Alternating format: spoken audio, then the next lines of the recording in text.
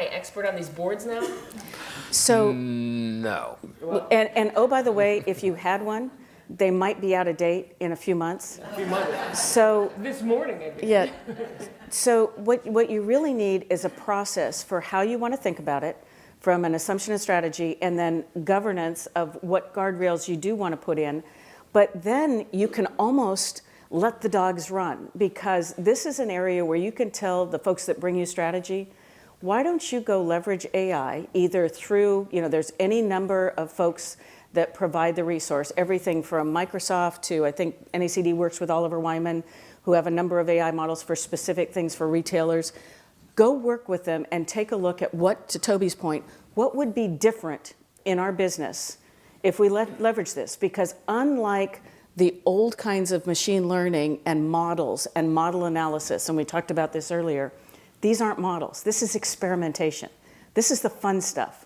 So let them go do the fun stuff, not act on it, not decisioning, but bring that back in as part of the strategy analysis. And then they get to use their intern for good in a way that helps the company have a different discussion about where its future is going. And at the same time, those that are part of the governance are not left out. If you go to the Internal Audit Association, they've actually put out guidance and put out help in how to use this for internal audit.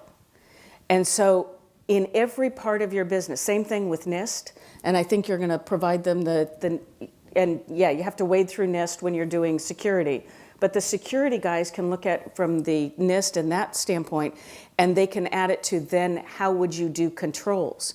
So you can leverage this same capability in building the controls, building the boundary conditions and the guardrails, as you say, what's the most I can do in terms of relooking my entire possibility space and my opportunity, and how far and how fast do I want to go with that? So my no needs a qualification, because I don't think you want an AI person on the board, partly because they can't talk to humans anyway, but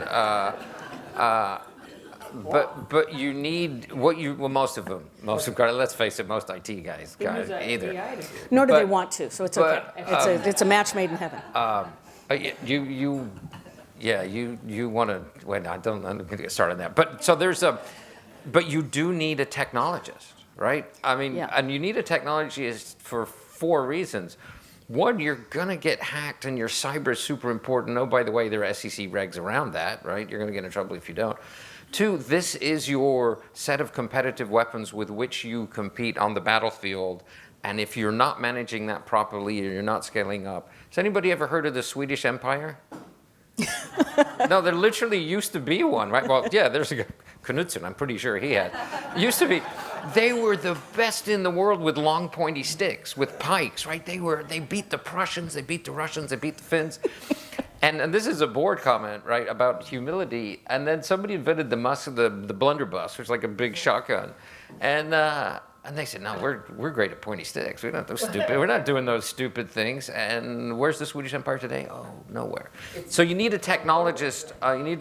On the board for those reasons. But you need them anyway, because you have to put pieces together, and that's not just AI or just bingo. Yeah, but I would take a savvy tech architect over an AI person any day of the week. Yeah, and they can integrate AI.